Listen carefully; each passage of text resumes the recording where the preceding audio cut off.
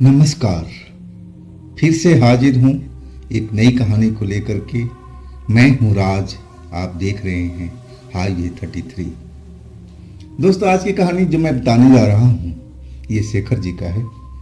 शेखर जी बिहार के रहने वाले हैं। पिता रेलवे के कर्मचारी थे। घटना 2013 की है। तो क्या हुआ था इनके साथ में, क्या घटी थी घटना, आइए चलते हैं जानने के लिए इनकी कहानी में। लेकिन दोस्तों, अगर आप इस चैनल पर पहली बार जुड़े हैं या फिर अभी तक इस चैनल को सब्सक्राइब नहीं किया है, दोस्तों जल्दी से कर लीजिए ना। साथ में बेल आइकन को भी जरूर दबाइएगा, वो भी ऑल पे करके, ताकि वीडियो का नोटिफिकेशन सबसे पहले आपके पास आए। शुरू करें फिर आज की कहानी। दोस्तों, ये कहानी शेखर जी की है। शेखर के पिता रेलवे कर्मचारी थे और शेखर की जब उम्र लगभग 18 साल की हुई थी तब इनके साथ ये घटना शुरू हुई थी। आप रेलवे कर्मचारी थे तो रेलवे की लाइन के किनारे ही उनका सरकारी क्वार्टर था। आप अपने परिवार के साथ शेखर जी रहा करते थे। अब रात में वो डरावनी सपना देखना शुरू कर दिए। उनकी माता पिता जब वो सपने में चिल्लाने लगते थे, बचाओ बचाओ, मुझे कोई पकड़ रहा है, मुझे कोई मार रहा है, मुझे इससे बचाओ, जोर जोर से चिल्लाते थे शेखर जी। गहरे नींद में होते थे, आंखें बंद होती थी, हाथ पैर जोर जोर से पटकते थे, जैसे उनको कोई पकड़ रखा हो, उनको कोई मारने की कोशिश कर रहा हो और उनसे वो भागने की कोशिश कर रहे हैं, ऐसा देखने पर महसूस होता था। माँ बाप उनकी आवाज़ सुन करके डर जाते थे कि मेरे जवान बेटे को ये क्या हो रहा है। भाई जवान लड़का है, अभी 18 साल का उम्र हुआ है, आइए क्या हो रहा है इसके साथ में। चलो एक दो बार हो गया, चलो अलग बात है, लेकिन रोज रात को जैसे ही 12-1 बजे का टाइम होता था और शेखर जी अपने जो सोए होते थे बिस्तर पर चिल्लाना शुरू कर देते थे। अब शेखर के माँ बाप शेखर को जगाते थे उसी वक्त, शेखर उठो, शेखर उठो। बड़ी मुश्किल से शेखर की आंख खुलती थी और फिर जब उठते थे ना तो बहुत चक्कर रह जाते थे। माँ बाप उनके सामने होते थे, पूछते थे बेटा क्या हुआ है, ऐसा क्यों चिल्ला रहे थे, सपना देखे थे भयानक। शेखर जी कुछ बोले नहीं पाते थे। जब उनको पानी वानी पिलाया जाता तब थोड़ी देर के बाद वो कहते कि हाँ माँ, मैं तो एक सपना देख रहा था, मुझे ज़्यादा कुछ याद नहीं है, बस इतना ही देखा कि मैं रेल की पटरी पर जा रहा हूँ और सामने से एक औरत आ रही है, उसका चेहरा स्पष्ट दिख नहीं रहा था और अचानक वो मेरे सामने आ जाती है। मैं उसको देखने की कोशिश करता हूँ, पहचानने की कोशिश करता हूँ, लेकिन वो मुझे समझ में नहीं आती है कि आखिर कौन है। चेहरा एकदम धुंधला धुंधला सा नजर आता है। अब फिर उसके जो हाथ पांव हैं किसी जानवर की तरह हो जाते हैं, हाथ पांव बिल्कुल जानवर की तरह देखने लगते हैं और नाखून लंबे लंबे, और वो मुझे पकड़ने के लिए दौड़ती है और मैं उसका ये रूप देख करके हैरान हो जाता हूँ। मैं अपनी जान बचाने की कोशिश करता हूँ, रेलवे लाइन पर दौड़ते जाता हूँ, आप लोगों को चिल्लाता जाता हूँ, मम्मी पापा आप लोग मुझे बचाओ, लेकिन मैं भाग नहीं पाता हूँ। तेज भागना चाहता हूँ लेकिन भाग नहीं पाता हूँ, जैसे लग रहा है कि मेरे पैर बंध गए। अब वो औरत जो एक जानवर का रूप ले रखी है, अब मुझे वो पकड़ लेती है और सामने से ट्रेन आ रही है। उसका इरादा उस ट्रेन के पास मुझे धकेलने का होता है। मैं जी जान लगा करके आप लोगों को चिल्लाता रहता हूँ। अब फिर मुझे पता नहीं होता कि कब आप लोग मुझे जगाए हो और उसके आगे क्या हुआ। मैं बहुत डर जाता हूँ। शेखर ये कहते कहते रोने लगते थे। माँ बाप अब उनका दुख समझ रहे थे कि बेटे के साथ में ये सब क्या हो रहा है। अब एक दिन की कहानी हो तो चलो, बुरा सपना आ गया है, बात खत्म हो गई, लेकिन जब रोज ऐसे ही भयानक सपना अब उनके बेटे को आने लगे तो हर माँ बाप को चिंता हो जाती है अब सलाह मशवरा होने लगा उनकी आपस में कि अब क्या किया जाए। तब शेखर की माँ अपने पति से बोली कि क्यों न किसी तांत्रिक वगैरह को दिखाया जाए। अब सलाह अब शेखर को जो पापा थे उनको जच गई और वो तांत्रिक को एक बुला के लाए। तांत्रिक शेखर को देखा, जांचा परखा, जो भी उसकी क्रिया होती है उसके अकॉर्डिंग उसने काम किया। अब फिर बोला कि हाँ, इस पर किसी का साया तो जरूर है, क्योंकि ये रेलवे लाइन का सपना देखता है। जब भी सपना देखता है कि रेलवे लाइन पर दौड़ रहा है तो इसको रेलवे लाइन से ही संबंधित कोई घटना जरूर है, और जो साया है शायद उसकी मौत रेलवे लाइन के पास ही हुई है। जब इतना कहने लगे तांत्रिक तो शेखर के माँ बाप जो थे चिंता में हो गए। अब कहने लगे उस तांत्रिक से कि बाबा, कैसे भी करके इस सपने से इसको मुक्ति दिलाओ। देख रहे हो ना मेरे बच्चे की कैसी हालत हो गई है, रात में डर जाता है सोने से पहले, सोना नहीं चाहता कि अगर सोऊंगा तो ऐसे ही भयानक सपना मुझे दिखाई देगा।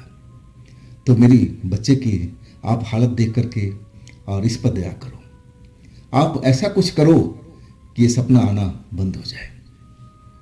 तांत्रिक ने हाँ भरी, पूजा पाठ भी किया। अब बोला कि अब सपना इसका बंद हो जाएगा, लेकिन थोड़ा वक्त जरूर लगेगा, मुझे 2-3 दिन आकर के पूजा पाठ करना पड़ेगा, अब तब ये सब कुछ सही हो जाएगा। अब शेखर के माँ बाप कहने लगे आप जो करना है कीजिए, बस ये सपने आना बंद हो जाना चाहिए। आखिरकार तांत्रिक अब 2-3 बार आया, पूजा पाठ किया, और इसके बाद शेखर को अब वो सपना आना बंद हो गया था। अब परिवार के लोग बहुत खुश थे, शेखर भी खुश थे, चलो उस सपनों से, भयानक सपनों से मुक्ति मिली। और पूछने लगे थे उनके माँ बाप कि आप तांत्रिक बाबा ये तो बताइए कि जो सपना आ रहा था उसका कारण क्या था। तो वो बंधी हुई जबान में कहे थे तांत्रिक बाबा कि देखो आपका बेटा जवान हो चुका है, 18 साल का है, नई उम्र है, नया खून है, आप इसको रात में रेलवे लाइन के पास घूमने मत दिया करो। आपको तो पता होना चाहिए ना कि रेलवे लाइन के आसपास आत्माएं भटकती रहती है, लोग बाग जो रेल में एक्सीडेंट करते हैं मरते हैं, तो उनकी आत्माएं रेलवे लाइन पर अब रात को विचरण करती रहती है। हो सकता है किसी औरत का, किसी आत्मा का अब इसे टकराव हो गया, ये जान नहीं पाया हो, तो मुझे तो लग रहा है कि यही एक कारण है। आप कोशिश कीजिएगा कि शाम के वक्त रात में कभी भी रेलवे लाइन के आसपास अपने बच्चे को मत भेजिएगा। सलाह अब उनकी मान ली गई। शेखर ट्यूशन जाते थे, वो थोड़ा रेलवे लाइन से होकर रास्ता निकलता था, शाम के टाइम उनका ट्यूशन था। अब ट्यूशन का जो काम था उसको भी रोक दिया गया। अब जब महीना 2 महीना बीत गया और सब कुछ सामान्य होने लगा, अब परीक्षा का टाइम था तो ट्यूशन तो लेना जरूरी था। लेकिन अब जो शेखर के पिता थे वो उनके साथ जाते थे, अकेले छोड़ते नहीं थे अपने बच्चे को। अपनी बाइक पर बिठा करके और ट्यूशन सेंटर में ले जाते, ट्यूशन करवा करके आप फिर साथ में ही लेके आते। ऐसा कुछ दिन तक हुआ, लेकिन शेखर के पापा का ड्यूटी बदलती रहती थी। अब ड्यूटी बदल गई, अब शाम का टाइम में अब उनके शेखर के साथ जा नहीं पाते थे। अब शेखर को लगा और उनका परिवार को लगा कि चलो अब तो ठीक है, अब जो मामला था निपट चुका है, अब तो ऐसा कुछ नहीं होगा।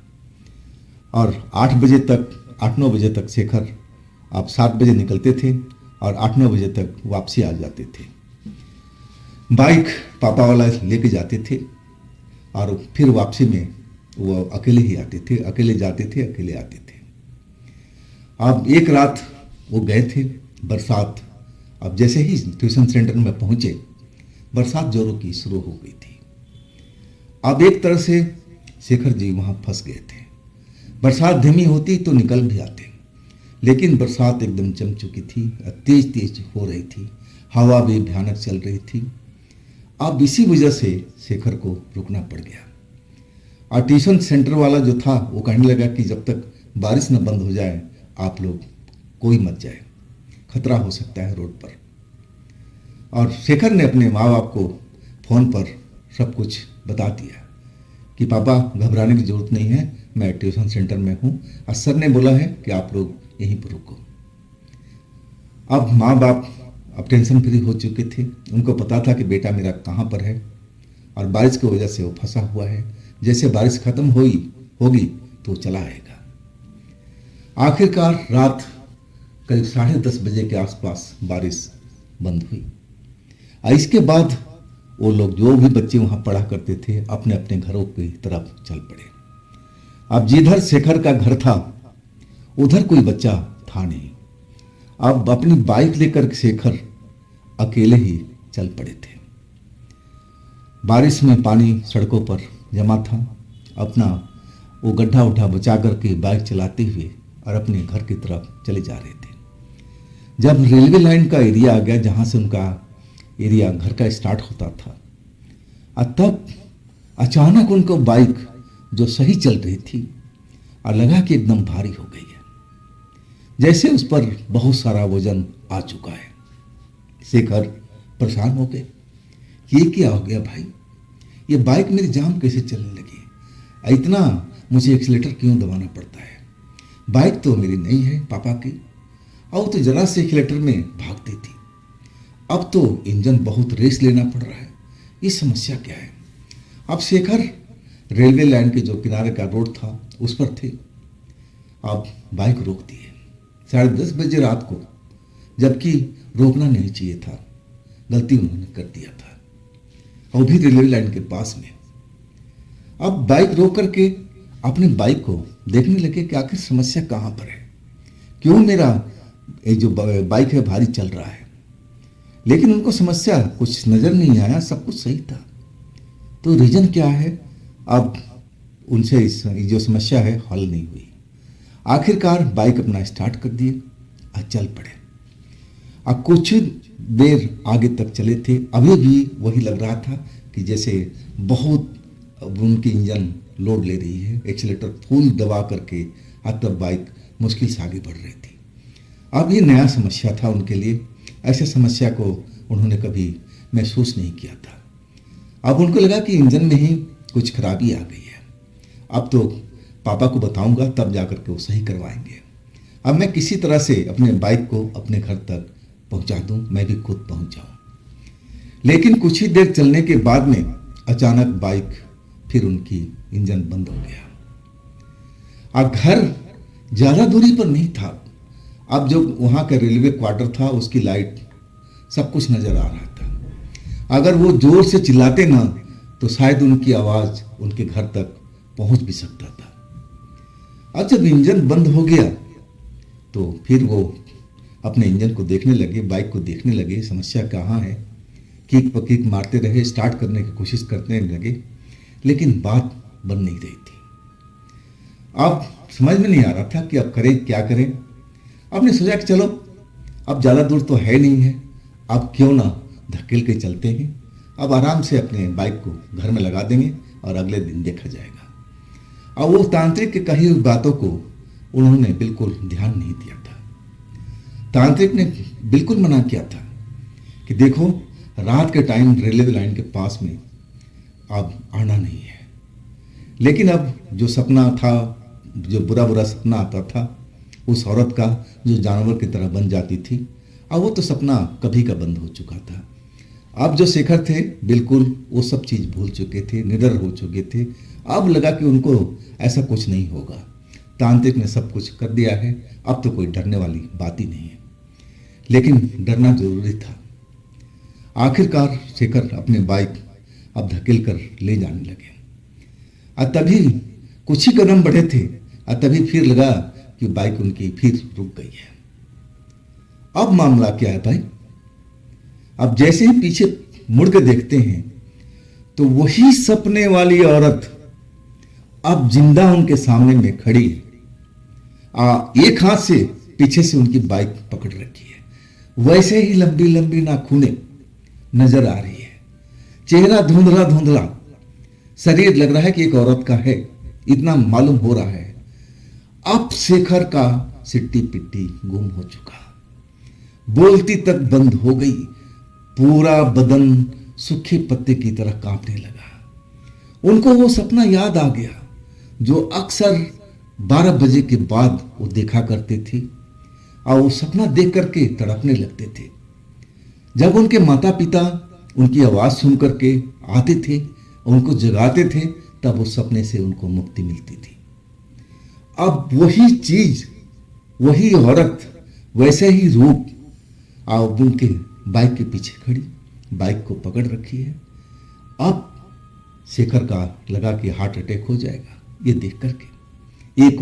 ये तो उनके लिए एक नया अनुभव था। अब तक तो उन्होंने सिर्फ सपने तक सीमित थे, सपने में ही सब कुछ उनके साथ होता था। लेकिन अब तो उनके सामने है वही औरत बाइक पकड़ के खड़ी है। अब शेखर के लगा कि जान निकल जाएगी। बोलती बंद हो गई, पूरा शरीर कांप रहा था। चिल्लाना चाहते थे अपने घर की तरफ आवाज करके, जबकि वहां से उनकी घर की लाइट दिख रही थी।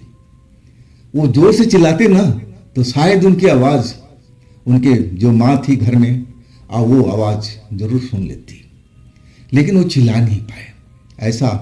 ऐसा उनके साथ वहां पर हो चुका था।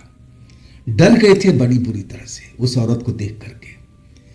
फिर तो औरत अब कब्जे में ले लिया था। शेखर को पकड़ लिया बाइक छोड़ करके। अब शरीर से उसका अजीब सी बदबू, सड़े हुए मांस की बदबू अब शेखर को महसूस होने लगी। अब शेखर को लगा कि अब मैं बचूंगा नहीं। चलो, पहले तो सपने की बात थी, सपने में सब कुछ होता था, लेकिन अब तो मेरे सामने में वो औरत आ चुकी है। अब मैं कैसे बचूंगा, क्या करूंगा, कौन सी जुक्ति लगाऊं? लेकिन जुक्ति कुछ लग नहीं पा रही थी। उस औरत ने शेखर को, शरीर को एक तरह से कब्जा कर लिया था। शेखर जमीन पर गिर पड़े थे। अब उनको लगने लगा कि अब मेरी जिंदगी बस कुछ पल की है, कुछ देर का ही मेहमान हूं, अब मुझे कोई बचा ही नहीं पाएगा। अब शेखर अपनी एक तरह से जान के भीख मांग रहे थे उस औरत से, लेकिन मुंह से आवाज निकली तब ना, बस कांप रहे थे। बड़ी बड़ी आंखों से उस औरत को देख रहे थे, और उस औरत का चेहरा धुंधला धुंधला नजर आ रहा था। हाथ जंगली जानवरों की तरह, नाखून लंबे लंबे, और वो औरत उन पर दया नहीं कर रही थी। शेखर के सीने पर अब सवार थी, और अपने गंदे हाथों से जो जानवरों की तरह थे, अब शेखर का गला घोटने की अब कोशिश करने लगी थी। अब शेखर का जो सांस था अब बंद होने जा रहा था। शेखर छटपटा रहे थे अपने जीवन बचाने के लिए, एक एक सांस के लिए अब लगा कि अब तरस रहे हैं। कब उनकी सांस रुक जाए वो खुद भी नहीं जानते थे, लेकिन अब अपनी जीवन बचाने के लिए संघर्ष तो पूरा कर रहे थे। वो चाह रहे थे कि कैसे भी इस औरत को अब अपने ऊपर से धकेला जाए, अब किसी तरह से अपनी जान बचा करके भागा जाए। संघर्ष कर रहे थे, लेकिन संघर्ष में सफल नहीं हो पा रहे थे, और आखिरकार ऐसा लगा कि अब उनका दम घुट चुका है। बेहोशी में वो चले गए थे। यहां इतना जरूर उनको सुनाई पड़ा कि कुछ लोग अब स्टेशन की तरफ से अब रेलवे क्वार्टर की तरफ आ रहे थे, और उनके हाथ में टॉर्च थी। टॉर्च की रोशनी उन्होंने जरूर देखी थी, और इसके बाद उनको होश नहीं था। जब उनकी आंख खुली ना, तो अपने आप को जिंदा पा करके कुछ पल तो लगा कि जैसे वो मर चुके हों। वो ऐसा ही अपने आप को समझ रहे थे कि अब मैं तो जिंदा होने हूं, वो औरत जो भी थी मुझे मार चुकी है। अब मैं शायद नरक में हूं या स्वर्ग में हूं, ना जाने कहां पर हूं, मुझे कुछ आइडिया नहीं है। लेकिन जब जैसे ही आंख खोला तो अपनी माँ को सामने पाया। माँ रो रही थी, उनके पिता भी बगल में खड़े थे, उनकी आंखों में आंसू था, और उनके जो पड़ोसी अंकल थे जो स्टेशन पर काम करते थे, और वो भी अपने परिवार के साथ वहाँ मौजूद थे। अब जब शेखर आंख खोल दी, अब सही सलामत थे। अब उनकी माँ बाप अब एक तरह से शेखर को पकड़ लिए थे और रोने लगे पकड़ करके कि बेटा तुम्हारे साथ में क्या हुआ था, कौन थी वो औरत जो तुम्हें मारने की कोशिश कर रही थी। अगर ये अंकल जी उस टाइम नहीं आते और तब तक ना जाने तुम्हारे साथ में क्या होता। शेखर को सब कुछ याद था। वो डरावना सीन तो कभी भूल ही नहीं सकते थे जो उनके साथ में उस रात में हुआ था। शेखर कांप गए थे। आखिरकार जब नॉर्मल हुए, पानी वानी उनको दिया गया, तब पूछने लगे अपने माँ से, अपने पिता से कि मैं तो एक तरह से मर चुका था, मेरी तो सांस रुक गई थी, वो औरत ने मुझे तो अपनी तरफ से मार ही दिया था, तो मैं जिंदा कैसे बचा।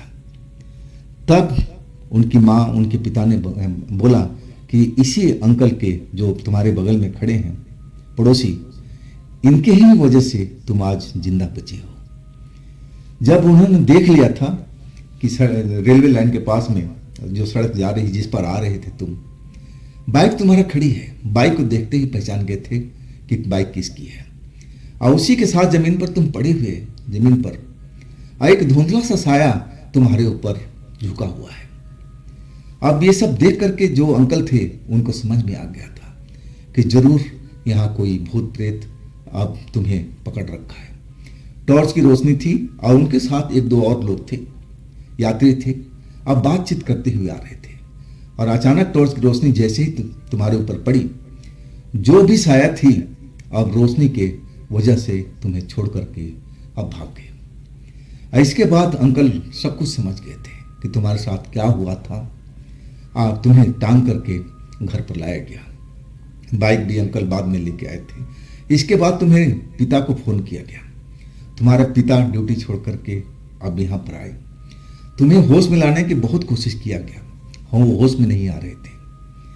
आखिरकार अंकल बोलने लगे कि अब इसको जो पूजा का गंगा जल हो तो अब इसको पिलाया जाए रात में, कि अब इससे ज़्यादा तो कुछ कर नहीं पाएंगे, तांत्रिक पंडित तो सुबह में मिलेंगे, अभी तो जो घर में उपचार है उसी के सहारे हमें करना पड़ेगा। हाँ, हो सकता है गंगा जल पिलाने के बाद तुम्हें होश आ जाए। वही गंगा जल जो पूजा वाला था तुम्हें पिलाया गया, तुम्हारे सर पर डाला गया, तुम्हारे आंखों में डाला गया। तब कुछ देर के बाद में तुम्हारी आंखें पुतलियां हिलनी शुरू हो गई थी। अब धीरे धीरे तुम होश में आने लगे थे, लेकिन आंखें नहीं खोल पा रहे थे। जैसे तुम सपने में कर रहे थे ना, जैसे चिल्लाया करते थे, बचाओ बचाओ, मुझे कोई मार रहा है, उस औरत से मुझे बचाओ। हाथ पैर चला रहे थे, भागने की कोशिश कर रहे थे। जो सपने में तुम हरकत करते थे और वही हरकत अब तुम यहाँ पर कर रहे थे। दोबारा गंगा जल तुम्हारे चेहरे पर डाला गया, आंखों में डाला गया और तुम्हारे जुबान पर डाला गया। और तब तुम शांत हुए थे। और कुछ देर के बाद अब तुम आंखें खोले थे। तो बेटा, हम लोगों से बड़ी गलती हुई है। उस तांत्रिक ने तो मना किया था कि रेलवे लाइन के आसपास, वो भी रात के वक्त, अपने बेटे को मत भेजना। लेकिन हम तो समझे थे कि तांत्रिक ने अब बहुत दिन हो चुका है और तुम्हारे साथ ऐसी कोई घटना भी नहीं हो रही थी। तो बेटे, हमें माफ करना। अब आइंदा आगे से मैं तुम्हें अकेले छोड़ने बिल्कुल नहीं छोड़ूंगा। माँ बाप जो थे अब रो रहे थे, अपने बेटे को प्यार कर रहे थे, शेखर को।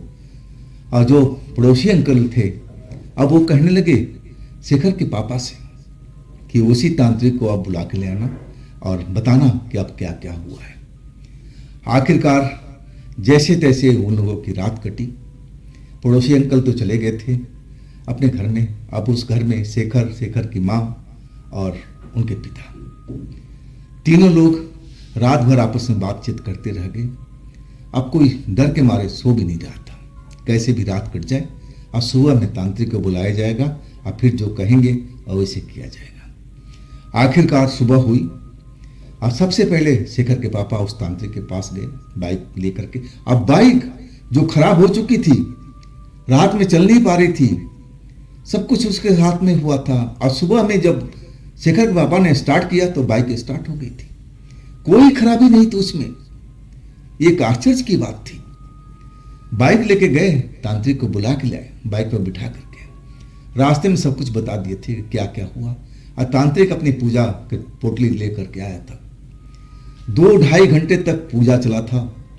और इसके बाद रक्षा कवच बांधा शेखर के हाथ पर और कहने लगा कि देखिए, जब तक आप लोग इस जगह से अपने बेटे को दूर नहीं हटाएंगे तो हो सकता है कि रक्षा कवच कुछ दिन तो काम करे, लेकिन हो सकता है इसकी भी कोई टाइमिंग होती है और ये भी फेल हो जाए। तो अगर अपने बच्चे को जिंदा रखना चाहते हो, स्वस्थ रखना चाहते हो, तो इस जगह से आप लोग हट जाओ। और आखिरकार सलाह काम किया। अब जो शेखर के पापा थे, अब एक सिविल कॉलोनी में उन्होंने अपना किराए पर मकान ले लिया, रेलवे क्वार्टर अब छोड़ दिया। और तब से शेखर की जिंदगी में बदलाव आ चुका था। सब कुछ पहले की तरह चलने लगा। वो बुरी सपने जो उनको रात में आया करते थे वो तो पहले ही बंद हो चुका था। लेकिन अब रेलवे लाइन में उनसे बहुत दूर हो चुका था। अब रेलवे लाइन वो बिल्कुल रात के टाइम में तो कहीं नजर भी नहीं आता था। अब एक तरह से कहा जाए कि उनके जीवन एक तरह से बच गया था। अब उनके पापा थे, नौकरी करते थे, आते थे जाते थे उसी बाइक से, लेकिन उनके साथ में ऐसी कोई घटना नहीं हुई जैसा शेखर के साथ में हुआ था। आखिरकार शेखर की 24-25 साल की उम्र में शादी हो गई और इसके बाद वो ऐसा कोई सपना, ऐसा कोई घटना उनके साथ नहीं घटी अभी तक। तो दोस्तों, ये थी आज की कहानी शेखर जी का। अगर आपके पास भी ऐसी कोई घटना है, अपनी कोई कहानी हो, तो आप मुझे इंस्टाग्राम पर या मेरे व्हाट्सएप नंबर पर अपनी घटना को, अपनी कहानी को आप शेयर कर सकते हैं। दोस्तों, ये भी चैनल आप ही का है, तो इसको भी अपना प्यार दीजिए, लाइक कीजिए, सब्सक्राइब कीजिए, शेयर कीजिए। अब फिर हम मिलते हैं अगले रोज एक नई घटना, एक नई कहानी के साथ में। आप लोग अपना ख्याल रखिएगा।